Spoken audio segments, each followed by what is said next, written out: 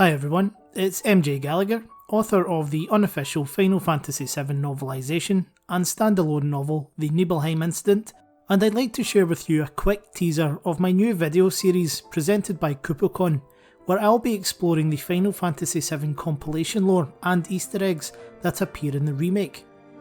This segment is from my second episode, which breaks down Chapter 2 of the game, titled Fateful Encounters. Enjoy. Speaking of Aerith, when we first encounter her, she's struggling against an invisible tormentor. As our hero watches, Sephiroth touches her shoulder and causes Cloud to have one of his disorientating moments. Aerith then strikes up a conversation with him and offers him a flower. If you accept it, Cloud will ask how much he owes her. Aerith responds by saying it depends on the customer, then tells him he can have it on the house, citing that lovers used to give them to each other when they were reunited. As simple as this line is, it actually contains layers of references. First of all, one of the most hotly debated topics in video game fandom is the so-called love triangle between Cloud, Aerith and Tifa. To see Cloud and Aerith together in this moment is a subtle but beautiful acknowledgement of their relationship in the original, and how they have now been reunited.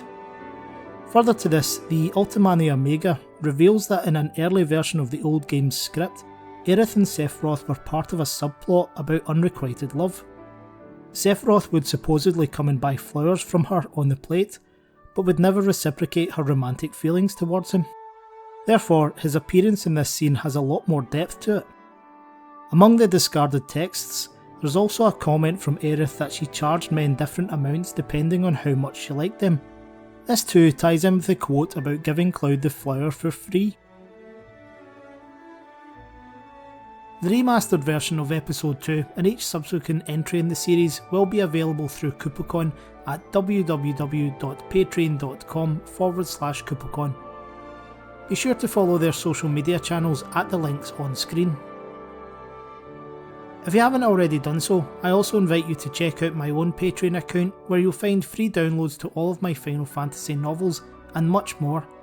Subscribers get access to a huge amount of original content as well, including project artwork, behind the scenes podcasts, mythology articles, etc. And be sure to look out for my new book, Norse Myths That Inspired Final Fantasy VII, which launches in mid-2020. Thank you for watching, and take care.